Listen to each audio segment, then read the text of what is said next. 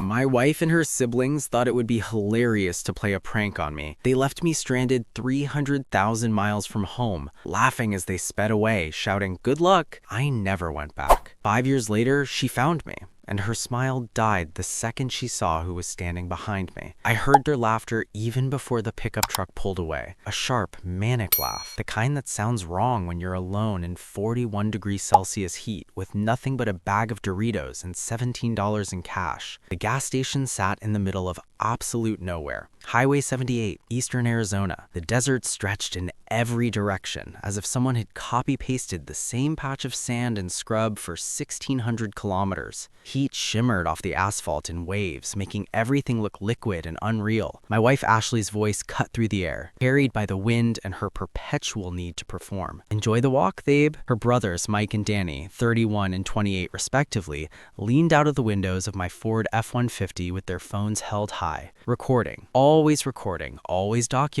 always turning life into content. 300 meters, Mike shouted, his grin visible even from 15 meters away. "Better start moving." The engine roared. My truck, the truck I paid for over 4 years, kicked up a cloud of dust that turned the world orange. They were gone. I stood there in the parking lot of the sundown convenience store, holding a bag of Cool Ranch Doritos I had just bought with the last of my pocket money. My wallet was in the truck. My phone was in the truck. My water bottle was in the truck. My sunscreen was in the truck. My dignity was in the truck. Everything was in the truck. They had asked me to pump the gas while they went inside to grab drinks and use the bathroom. Ashley had kissed my cheek right before I stepped out. "You're the best," she said. Her lips were sticky with the cherry lip gloss she always wore. "Seriously, what would I do without you?" I should have known. God, I should have known. They had been whispering all morning, laughing in the back seat, exchanging looks in the rearview mirror, planning. This wasn't the first prank, but it would be the last I tolerated. My name is Marcos Webb. I was 32 when this happened, a software developer at a mid-sized tech company in Phoenix, making $95,000 a year. I had been married to Ashley Morrison Webb for 3 years, together for 5. I thought marriage meant partnership, protection, trust. I was wrong about all of it. The gas station clerk, an older man in his 60s with sunspots covering his forearms, watched me through the window. When I walked in, the air conditioning hit me like a blessing from God himself. "They leave you?" he asked. No judgment, just curiosity. "Looks like it." He shrugged and went back to his crossword. "They always come back." But I knew they wouldn't, not anytime soon. This was content. This was views. This was me suffering for their entertainment. And the longer I suffered, the better the payoff. The more dramatic my reaction when they finally returned with the cameras rolling, the more engagement they'd get. I asked to use his phone. He slid an old cordless phone across the counter. I dialed Ashley's number from memory. It rang 4 times, then went to voicemail. Her voice, cheerful and upbeat. "Hey, it's Ashley. I can't answer right now because I'm probably making memories. Leave a message and I'll get back to you when I can." I didn't leave a message. I tried Mike's number, Danny's number. Both went straight to voicemail. "Can I get you something?" the clerk asked. "Water? Looks like you need water." "I don't have money. They took my wallet." He grabbed a bottle of water from the cooler behind him and slid it across the counter. "On the house. Anyone left out in this heat deserves at least that." I drank the entire bottle in about 30 seconds, the cold water hitting my stomach like salvation. My phone buzzed one last time before dying. I could see the screen light up in the truck's cup holder through the dusty window. Text notification, probably from Ashley, probably something performative, probably designed to look good when they posted screenshots later. That's when I made my decision. Not in anger, not in rage, but in something colder and more permanent than that, clarity. I had been here before, not physically, but emotionally, in this exact space of humiliation while they laughed. 2 years earlier, Ashley had surprised me at work by showing up in a ridiculous costume, full clown makeup, rainbow wig, the whole package, and re-proposing to me in front of my entire office. I had already said yes once. We were already married. But she wanted the video, she wanted the reaction, she wanted me to look surprised and delighted while my coworkers filmed and she rocked up views. I smiled. I played along because that's what you do when you love someone, right? You support their dreams, even when their dreams involve humiliating you for strangers on the internet. 18 months earlier, they replaced my shampoo with hair removal cream. I lost clumps of hair from my scalp and had to shave my head completely. I went to work looking like I'd joined a skinhead gang. Ashley posted the before and after with laughing emojis. 840,000 views. A year earlier, they staged a fake car accident. They called me while I was at work, Danny screaming in the background that Ashley was hurt and that I needed to get to the hospital immediately. I walked out of a crucial client meeting, drove 145 kilometers per hour through Phoenix traffic, and burst into the ER waiting room at St. Joseph's Hospital in a panic. Ashley was sitting there eating snacks from the vending machine. "Got you," she said, hugging me while Mike filmed my face shifting from terror to confusion to anger. "You should see your face right now. Oh my God, this is going to be gold." I almost left her then, almost walked out of that hospital and never looked back. But she cried, real tears, or at least convincing enough to pass for real. She said she was sorry, said she had gone too far, said her brothers pressured her, but now she realized it was cruel. "I love you," she said, holding my face in her hands. "I love you so much. I would never really hurt you. You know that, right? It's just for fun. It's just content. But I'll stop, I promise. No more pranks." 3 months later, they accidentally locked me in the garage all night while they went to a party. I had to sleep on the concrete floor next to my workbench. They filmed my reaction when they let me out in the morning. 6 months after that, they told my family I had been fired from my job just to see how they would react. My mother called me crying. My father offered to pay my mortgage. I spent 2 hours explaining that it was a prank, that I was fine, that my job was secure. Ashley posted that video with the caption, "Pranking my husband's family. They're so sweet." 478,000 views. Every time I told myself it was the last time. Every time I believed her excuses. Every time Mike and Danny said, "Come on, man, it's just a joke. Don't be so sensitive." But standing there at that gas station, watching heat waves distort the empty highway, I understood something with perfect clarity. This was never going to stop. It was never going to get better. This was who they were. This was who she had chosen to be. And I was tired of being the joke. A trucker pulled in around 3:30 in the afternoon. A big guy, late 50s, wearing a John Deere cap and arms like tree trunks.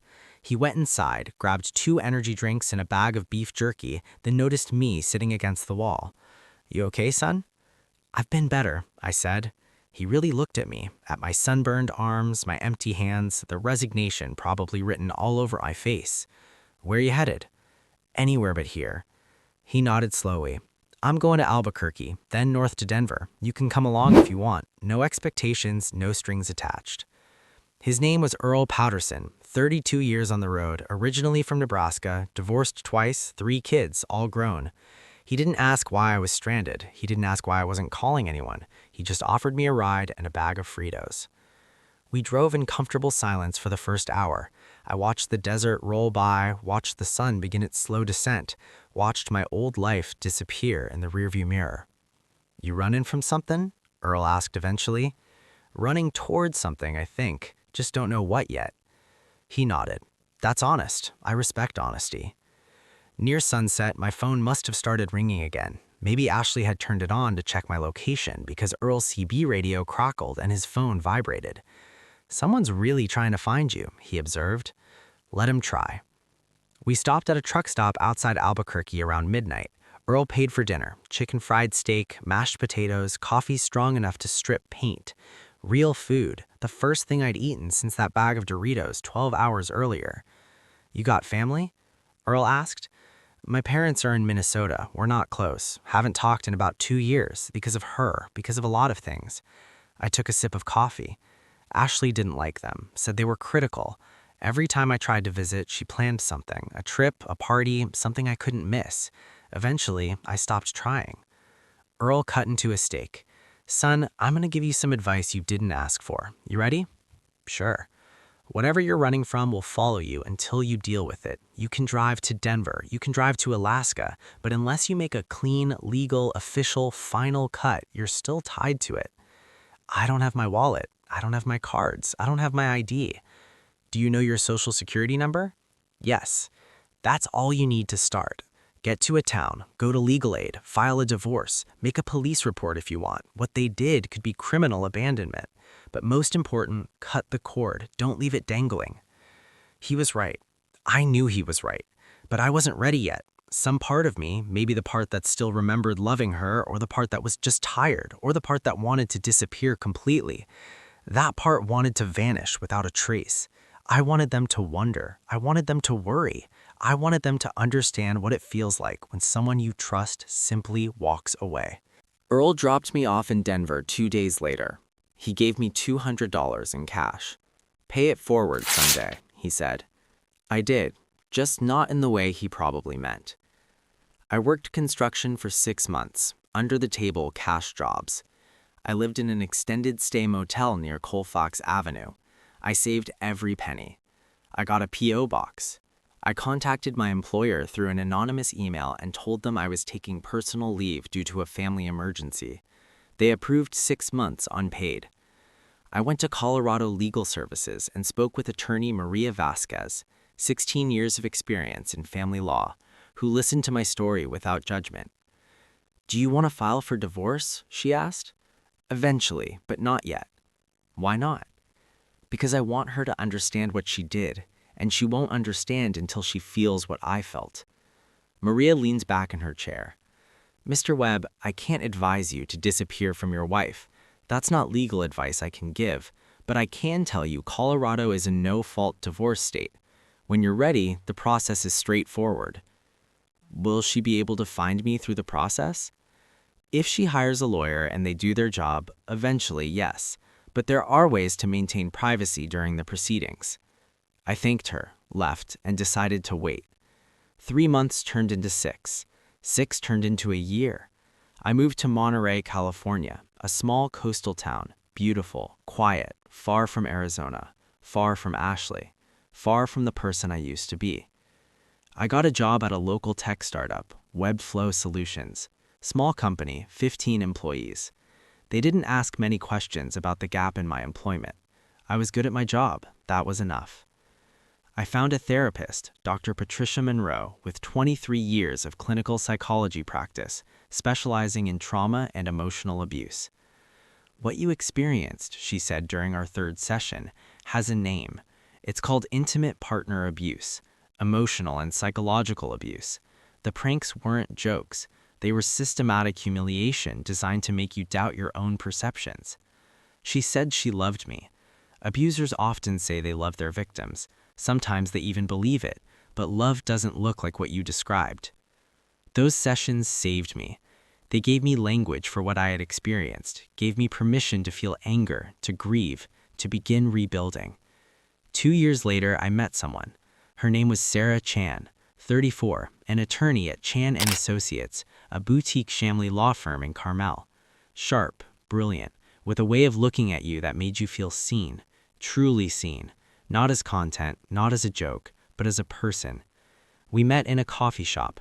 She was reading case files. I was working on code. She asked if she could share my table. We started talking and never really stopped. I told her everything on our 5th date, about Ashley, the pranks, being abandoned in the desert, disappearing. She listened without interrupting or judging.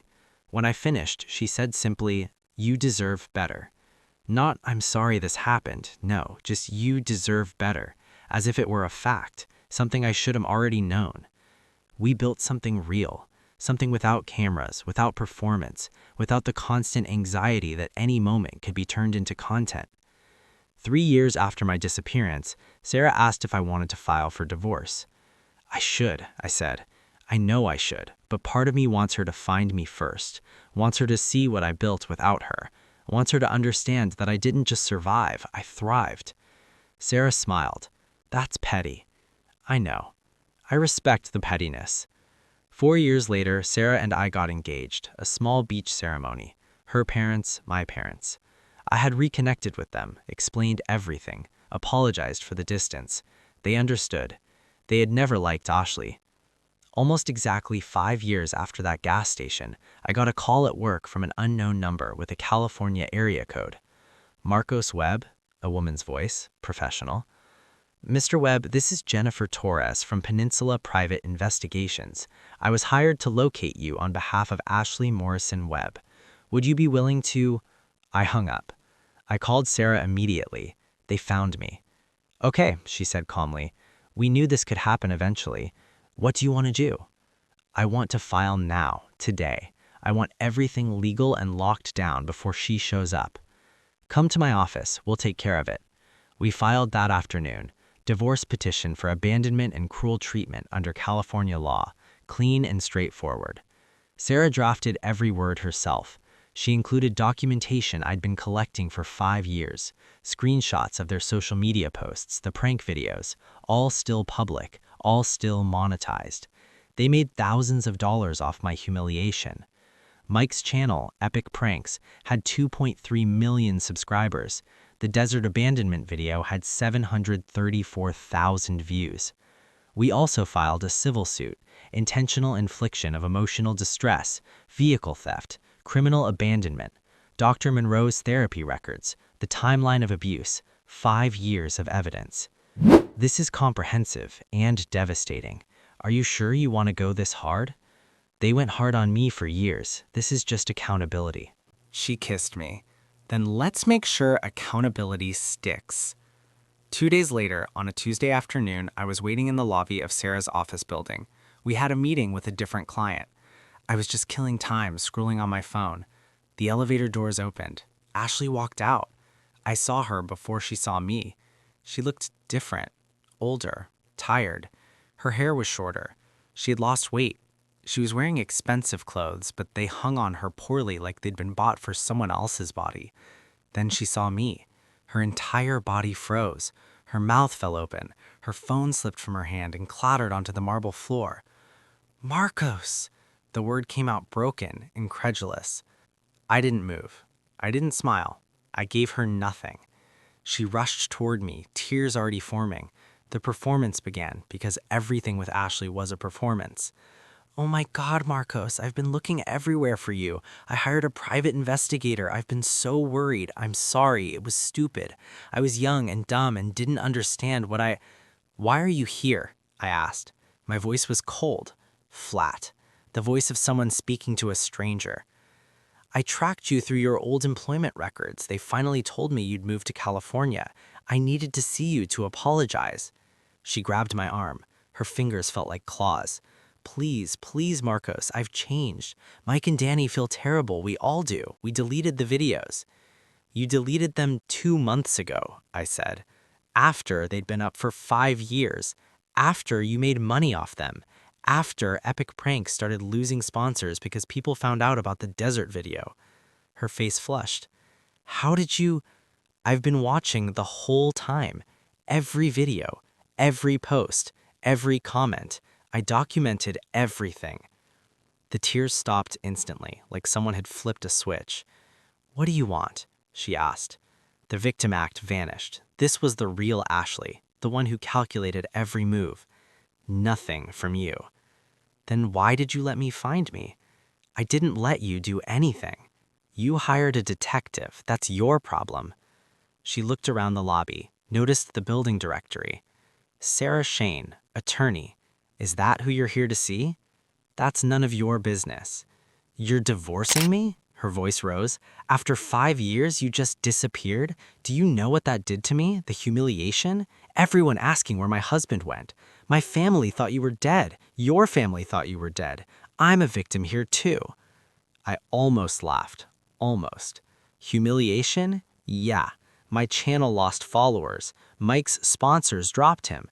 Danny couldn't land brand deals. We lost everything because you just vanished. "Good," I said simply. Her face twisted into something ugly. "You're pathetic, you know that? You couldn't handle a joke. You couldn't handle—" The elevator chimed behind me. Sarah stepped out, immaculate professional suit, heels clicking on the marble like punctuation. She walked straight to my side and kissed my cheek. Ashley's eyes went wide. "Who's this?" Sarah extended her left hand, the one with the engagement ring. 3 carats, princess cut, impossible to miss. "Sarah Chen, Marcos's fiancée and his attorney." I watched the blood drain from Ashley's face. I watched her mouth open and close like a fish. I watched 5 years of assumptions shatter in real time. "Attorney," Ashley whispered. Sarah pulled a folder from her briefcase, the one we had prepared yesterday, the one we hoped we wouldn't need. "We filed for divorce this morning. You'll be served within a week, citing abandonment, emotional cruelty, and systematic abuse." "You can't." "We did." Sarah's voice was professional, calm. the voice of someone who had done this 1,000 times. You'll also be served with a civil suit, intentional infliction of emotional distress, criminal abandonment, vehicle theft, illegal monetization of humiliating content. You can't prove your brothers posted the videos publicly. Sarah pulled out her tablet and showed the screen to Ashley. This is the desert abandonment video, 743,000 views. It's been preserved as evidence along with 47 other videos showing documented abuse. Ashley stumbled back. Those were jokes, pranks, everyone knew. California Penal Code 368B1 defines dependent adult abuse. While Marcos does not qualify as a dependent adult, California also recognizes emotional abuse in divorce proceedings, which is what we're presenting. Additionally, California civil law provides remedies for intentional infliction of emotional distress when someone intentionally engages in extreme and outrageous conduct. She handed the folder to Ashley. It's all in there. The filings, the evidence, his therapist's documentation, the timeline, the financial impact analysis showing he lost approximately $18,000 in wages due to stress leave following your pranks, and the police report. Police report? Ashley's voice cracked. Marcos filed one last week, criminal abandonment. The Maricopa County Sheriff's Department is reviewing it. They may file charges. I pulled out my phone. I showed Ashley a screenshot of the police report. Case number 2024 MC8473-NASI-2, filed with Officer Robert Martinez, 17 years on the force. You wanted me to let it go, I said calmly. I did. I let you go. But the law doesn't forget. Ashley looked at me, then at Sarah, then at the folder in her trembling hands. Marcos, please, I came here to apologize. I came here to fix things. No, I said. You came here because your brother's podcast failed, because people found out what you did, because you needed me to forgive you publicly so you could save your reputation. Her silence confirmed everything. You left me in the desert, I said, 300 miles from home, in 106-degree heat, without a phone, without a wallet, without water. You laughed, filmed it, posted it, and made money off my suffering. It was not just anything, I cut in. It was cruelty, systematic, calculated cruelty, and I'm done pretending it was anything else. Sarah stepped forward. The divorce will proceed with or without your cooperation. If you contest it, we'll make every video, every text message, every piece of evidence a public record. Your choice. Ashley looked between us, calculating, trying to find an angle, trying to find a move that would get her what she wanted. She wouldn't find one because there wasn't one. I loved you, she said finally, her voice small, the voice of a victim, one last performance. No, I said, you loved what I gave you, the stability, the paycheck, the target for your content, but you never loved me. That's enough, Ashley, Sarah said gently. You need to leave now. If you want to discuss the terms of the divorce, have your attorney contact our office. Otherwise, we'll proceed without your input. Ashley stood there for another moment, then turned and walked toward the elevator. Her shoulders were shaking. She might have been crying. She might have been acting. I didn't care which. The elevator doors closed. Sarah squeezed my hand. Are you okay? Yeah, I said. I actually am. We walked to a cafe down the street and sat outside under the California sun. We ordered coffee. That went better than expected, Sarah said. Did it? She didn't make a scene. She took the folder. She'll probably sign instead of fighting. And if she does fight, we bury her with evidence. Sarah took a sip of her coffee. But she won't fight. She can't afford to. Not with everything we have. Not with the threat of public record hanging over her. My phone buzzed. A text from an unknown number. Marcos, it's Mike. Ashley told us what happened. We're sorry. We were young and stupid. Can we talk? I showed it to Sarah. Are you going to reply? She asked. No. Good. Another buzz. Danny this time. Dude, please. We screwed up. We know it. Please don't sue us. We'll pay you back for everything. Please. I blocked both numbers. They'll keep trying, Sarah said. Let them try. They can't reach me. They can't manipulate me. They can't touch me. How does it feel?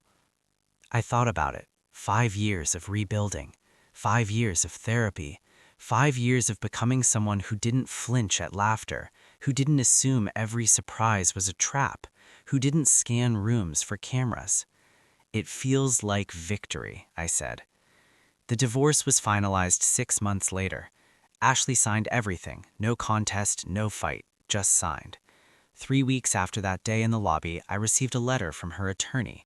She was waiving all claims, asking me to drop the civil suit, promising to remove all remaining videos and references.